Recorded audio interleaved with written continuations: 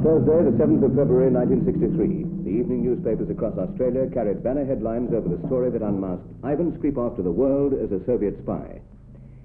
Skripov was declared persona non grata, that is, no longer acceptable to Australia, and within 7 days, he and his family left the country. Now, his story can be told in the hope that it will alert Australians that this country holds secrets that the Russians want.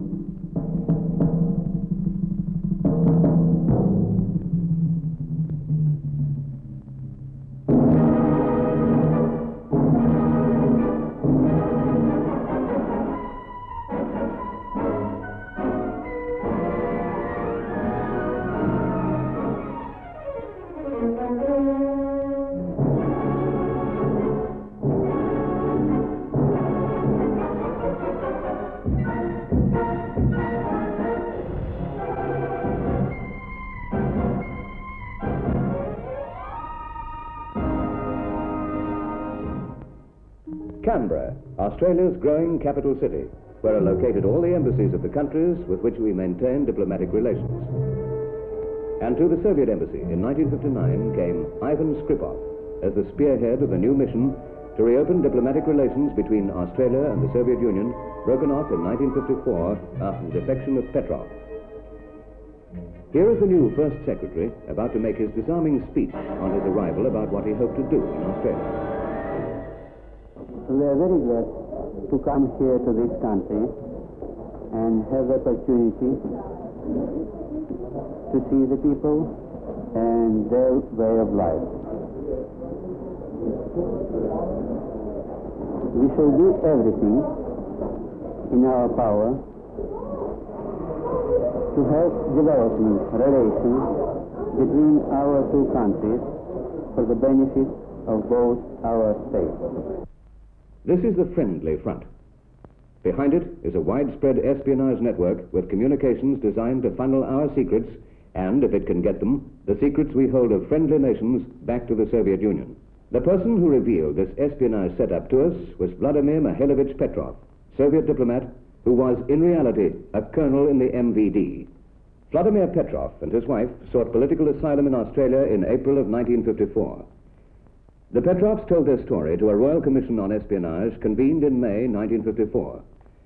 Vladimir Petrov told about the jobs he had to do and the things he had to find out about Australia and the secrets we held belonging to friendly nations.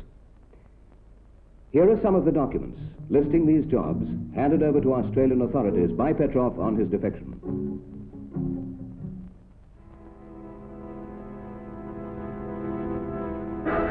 The Royal Commission inquiry was the first opportunity for the Australian government to learn at first hand about the manner in which the Soviet Union had organized its diplomatic representatives throughout the world for the systematic conduct of espionage. Its ambassador and all its diplomats are listed in this booklet put out by the Department of External Affairs. But some of the officials have jobs that are not listed in this booklet. Strange jobs with strange titles, like legal resident. Petrov was one of them. So was Skripov. The Soviet Union maintains two distinct organizations for the gathering of intelligence information, both responsible to the Council of Ministers. One organization is the GRU, which conducts espionage abroad for the Soviet military forces. The other is the KGB, responsible for internal security and general espionage abroad. The KGB is the one we're concerned with. It's had many names, Cheka, OGPU, NKVD, and MVD, but it's been KGB for the last decade. From Moscow, the tentacles of the KGB go out to every country in the world, whether Soviet representation is legally present or not. But where it is legally present as a Soviet embassy, then the KGB maintains an organization within that framework which is known in intelligence circles as the legal residency and its chief, the legal resident. Petrov's disclosures showed how the legal residency works. A typical Soviet embassy has on its staff the ambassador, his first, second, and third secretaries, 2 vice consuls and a consul, cultural, press, and commercial attaches, naval, army, and air attaches, TASS news agency, clerks, guards, and domestic staff. Now, within this setup in Australia from 1951 to 1954, this was the structure of the legal residencies. Petrov, Consul and Third Secretary, was the head or legal resident of the MVD, which is now known as the KGB. The officers underlined, which include Mrs. Petrov, an accountant, were his assistants. As well here, the GRU, that is the military organization, had its separate representative spying independently of the KGB. In 1952-53, cloaked as a member of the consular staff, Lieutenant Colonel A.A. Gordeev of the Red Army was that representative. He left Australia on the 5th of February 1953. After the Petrov disclosures, the legal residency of the KGB collapsed because the Soviet Union withdrew its entire diplomatic mission, which meant the members of the legal residency within its framework went too.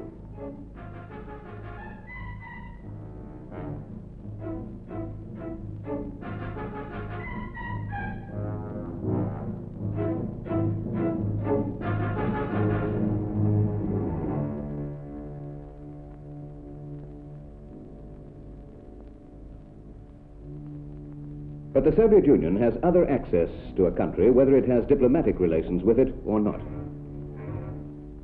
As well as the operations conducted through the legal resident at the embassy, there are illegal residents working independently. These are Soviet citizens trained for years in the language and customs of a foreign country. They're dispatched abroad with false papers as citizens, say, of Australia, or as resident aliens from some other Western country. They have no connection at all with the legal residency and usually work quite independently of it. No one can possibly connect them with the Soviet Union. They live for years as ordinary citizens, away from the harsh glare of attention that hampers every move of the diplomat in the legal residency. In the shot of a crowded Australian city street at 5 o'clock in the afternoon, any one of these hurrying workers going home could be a Soviet illegal resident. Emil Goldfuss, living quietly as an artist in New York, was one.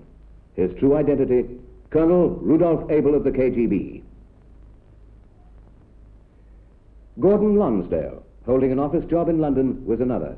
His true identity, Konon Molody of the Russian intelligence service. For 5 years, the Soviet embassy in Canberra stood vacant until the Soviet Union decided to re-establish diplomatic relations in 1959, and of course, their legal residency as well. Mr. Skripov, as mentioned earlier, was one of the first arrivals. The Australian Security Intelligence Organization, or ASIO, left Mr. Skripov alone for over a year while he explored his new environment. He visited all the standard tourist attractions, including Taronga Park Zoo, the Sydney Harbour Bridge, Coogee and other Sydney beaches. At the end of a year, he knew all about Canberra and Sydney, and he was quite convinced ASIO had forgotten him. But they hadn't. They were there at Taronga Park Zoo to photograph his first clandestine meeting with Sylvia, the Australian woman who helped to unmask him.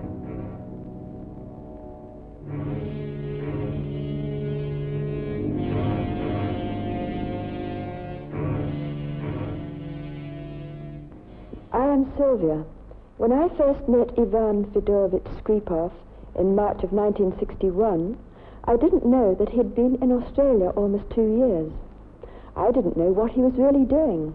In fact, I never knew his name was Ivan Skripov until he was declared persona non grata. I simply knew him as John. There was a good deal I did not know, and over the months, the officials of the Australian Security Intelligence Organization, known as ASIO, who monitored my contacts with Skripov from the day I met him, had to explain it to me. The beginning was simple enough, because I did know what a diplomat was, and something about what diplomats do. Our meetings for the first year or so were uneventful, and ASIO couldn't quite decide what Mr. Skripov wanted. He gave me £425, which I handed to ASIO, and presents for Christmas. We had almost given up hope when Mr. Skripov finally showed his true colours by giving me some red capsules and a small bottle of fluid to bring up secret writings test. His instructions were most meticulous. He told me I would receive a friendly letter through the post from time to time, signed by Teresa. On the reverse side of the letter, there would be important instructions from me printed in secret ink. To bring up the secret message, I'd need, as well as the capsules and the fluid, a kettle of boiling water, a rubber glove, some cotton wool, a tumbler and a teaspoon. I had first to put 3 teaspoons of the liquid into a glass, then dissolve 1 capsule in it.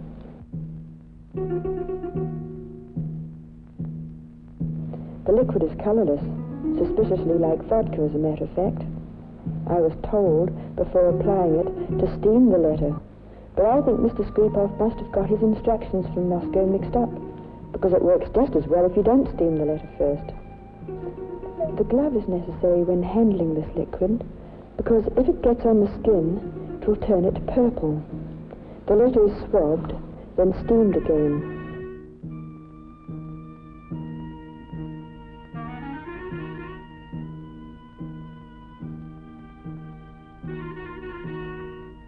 Watch now as the secret writing appears in the top left-hand corner.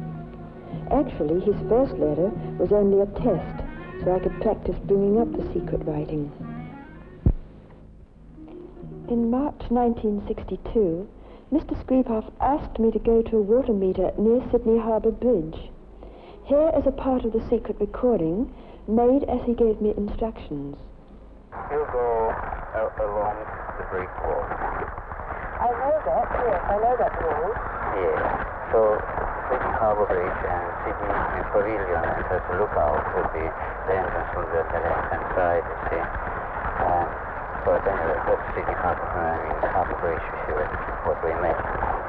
So you go along, there's a grass there, greenery, and there's a lawn, you see, and some palm trees and so on.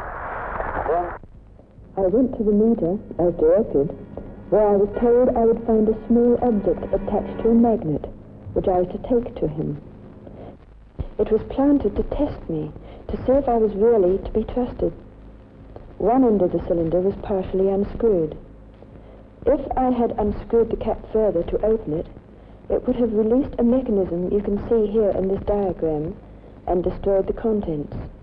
But we were not to be taken in, and Mr. Skripov got his booby trap back exactly as it was planted.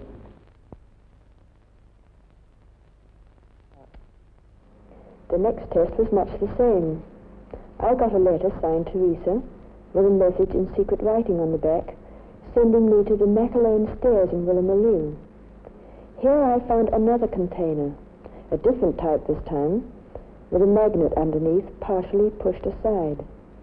This trap was even more obvious than the last one, and we could even see here part of the spring of the booby trap, which, if released, would again have destroyed the contents. Meetings continued at night after the second test. The one you're looking at was photographed at Coogee. They were hair-raising for me, because I never knew when or if Mr. Skripov would find out about me. But he didn't, and we finally struck the real thing. This message sent me to a grave in the Sydney cemetery, and here, under a gravestone, I found a small packet to be brought to Mr. Skripov. ACO opened this packet before it was passed on, and through a series of still photographs taken at the time, we propose to show you how ACO goes about this delicate business. This is the fully wrapped package. The first fold of the paper is carefully turned back. The package is measured and photographed. The outer wrapping off, there was a plastic wrapper secured by rubber bands.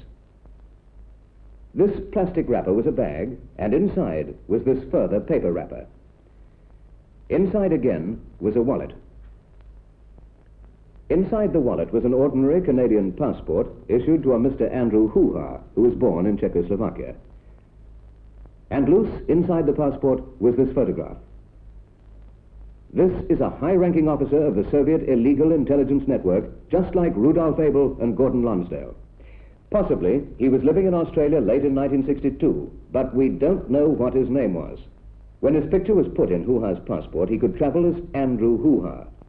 If you knew this man or have seen him, let the security service know. After I passed the package over, the meetings went on between me and Mr. Skripov. Here he is coming to meet me one night at Colorado Beach, on his way to our rendezvous further down the street of the empty shopping centre. I wanted to meet him by a lighted store, but he waited until I was under the shadow of the awning before approaching me. I preferred the light for several reasons.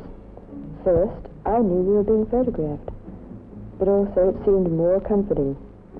But Mr. Skripov was furtive, and his conversation was rather furtive too.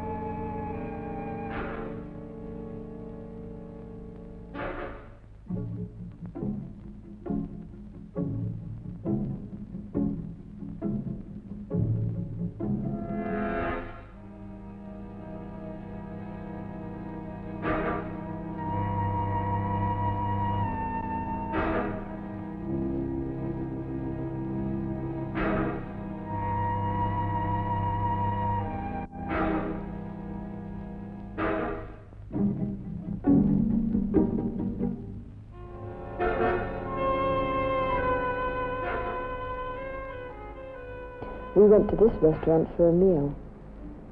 Here is an actual recording of our conversation, and if you listen carefully, you can hear him making the next appointment with me, which was to be in a street in Chatswood. 150 yards from the main road, and so there's also Chatswood Post Office at the railway station, and on the same road, which is called Railway Street over only probably about 30 yards or so from the station of King Cinema. I think I've been to that cinema sometime, you know. Oh, I'll find it all right. I'm getting quite good at finding my way around now. You'll notice that he chose a noisy place to talk in, to drown our words to outsiders. But in spite of that, Asio was able to decipher every word of this recording. We parted once more, and each went our separate way. But as he walked away, Mr. Skripov kept looking back to make sure I wasn't watching which way he went. And now comes film record of a classic example of a spy going about the business of making contact with his agent. It's full summer, the 19th of December, 1962, the time 7 p.m. Here is Mr. Skripov, arriving in a street in Bondi Junction, a suburb of Sydney. Sylvia is there too, waiting for him. He had told her not to approach him, that he would make the contact. But he's nervous. Watch him.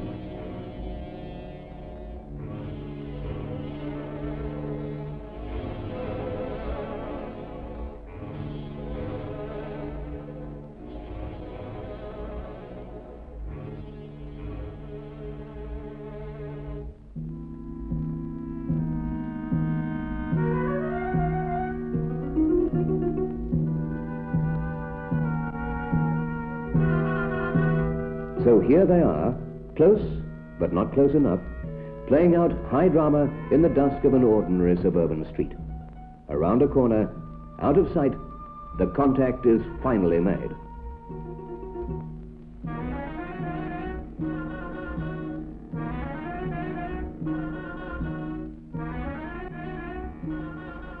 The bag Mr. Skripov was carrying held my second Christmas present, a hairdryer.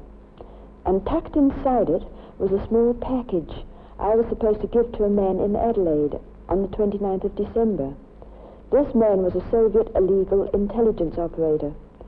Mr. Skripov gave me his physical description and told me this man would come to the corner of Paynham Road and St. Peter Street, which was on the corner outside the St. Peter's Town Hall in Adelaide at 5 o'clock on the afternoon of the 29th, or at 10 o'clock on the morning of the 30th. He would be carrying a black briefcase with 2 metal clasps. He was also to have the Melbourne Age newspaper under his arm. I was to go up to him and ask directions to the Odeon Theatre. He was to say the only Odeon Theatre he knew was in Sydney. This exchange would establish passwords and identity. Then I was to give him the package. I went twice to the St. Peter's Town Hall in Adelaide and waited, but the illegal intelligence operator never came. He He would have been arrested if he had, because the package contained equipment that the government couldn't have allowed to go to him. This is what it was, a message sender. The Russian spy Gordon Lonsdale, sentenced in England to 25 years imprisonment, had one exactly like it. Finding it meant a number of things to ACO. To begin with, it meant that Mr. Skripov, in addition to his task as legal resident, was a support officer in the preparation for the illegal intelligence activities in Australia, and possibly all over the world, of men like Abel in America and Lonsdale in London, and this mystery man whose photograph was in the passport. But to get back to the message sender, its function is simple. A radio operator could transfer a coded message to a magnetic tape by pushing the numbered keys.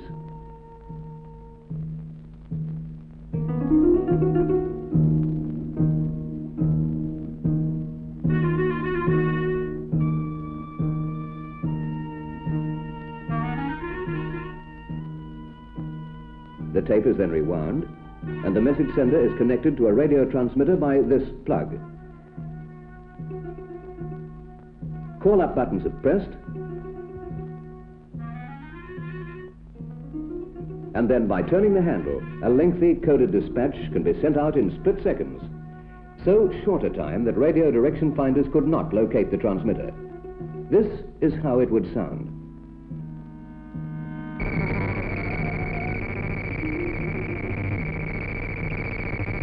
Now, this message sender cannot transmit by itself. The transmitting equipment it needs to be connected to looks like this. Look at it carefully. If by chance you ever see anything like it, then intelligence in your country wants to know. In Australia, phone Australian Security Intelligence Organization.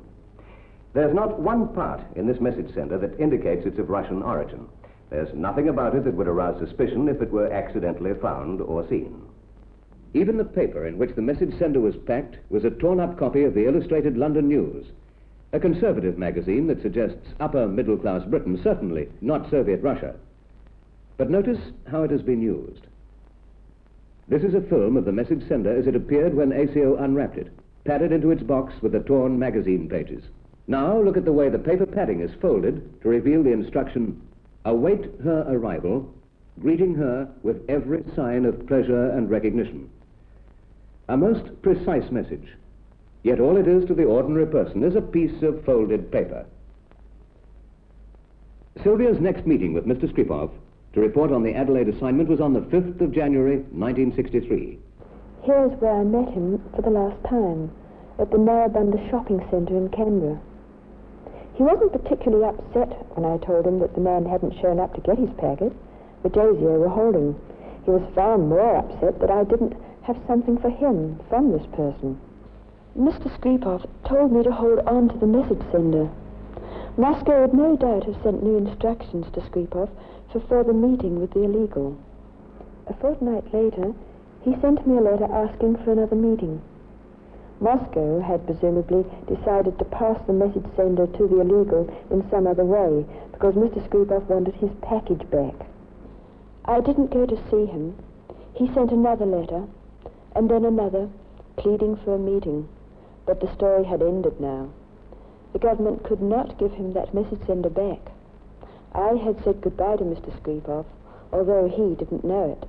On the 7th of February, 1963, the Honorable Sir Garfield Barwick called the Chargé d'Affaires and the Second Secretary of the Soviet Embassy to the Department of External Affairs and informed them that Mr. Skripov of the Soviet Embassy was now persona non grata in Australia. Less than a week later, Skripov and his family departed. But this does not mean that Soviet espionage in this country is at an end, even temporarily. In the last 14 years, ACO has identified 20 Soviet spies masquerading as diplomats in Australia. And during those years, these are the men who were the legal residents working within the framework of the Soviet Embassy's diplomatic staff. Semen Ivanovich Makarov, from May 21st, 1943 to June 1949, known in the KGB as Semen. Valentin Matveyevich Sadovnikov, from June 1949 until April 1951, codename Said. Ivan Mikhailovich Pakomov, known as Valentin, from April 1951 to February 1952. Vladimir Mikhailovich Petrov, known as Mikhail, from February 1952 until April 1954, when he defected. Eugeny Vasilovich Kovalinok, known as Stoon, who took over on Petrov's defection for the 3 weeks in April before the Russians withdrew their diplomats, and Ivan Fedorovich Skripov, known as John, from June 1959, when the Russians returned to Australia, to February the 7th, 1963, when he was discovered and expelled. Now, Australia is a long way from the Soviet Union, and you might well wonder what the Russians could find here to interest them. In addition to the very real interest they must have in the missile range at Woomera, our diplomatic and defense secrets, and the secrets entrusted to us by our friends and allies, the diplomatic missions hold their own secrets to which the Soviet Union would dearly like access.